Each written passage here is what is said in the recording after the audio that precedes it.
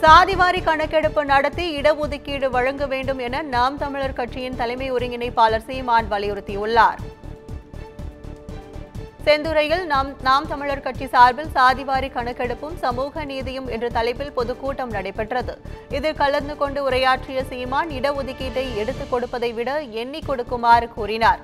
தமிழர்களின் இடத்தை மற்றவர்கள் அனுபவித்துக் கொண்டிருப்பது தெரியவரும் என்பதால் திராவிட கட்சிகள் சாதிவாரி கணக்கெடுப்பை நடத்த மறுப்பதாகவும் சீமான் குற்றம் சாட்டினார்.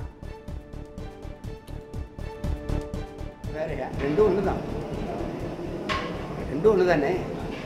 90 விழுக்காடு எங்கள் கட்சியில் இந்துக்கள் தான் அப்படின்னு சொன்னது யார்? அது 100 விழுக்காடு. 90 விழுக்காடு எங்கள் கட்சியில் இந்துக்கள் தான் சொன்னது யார்? ஐயா ஸ்டாலின். பிஜேபி 100 விழுக்காடு, 90 விழுக்காடு. இதில் என்ன பெரிய 10 விழுக்காட்டில் என்ன வேறுபாடுகள்?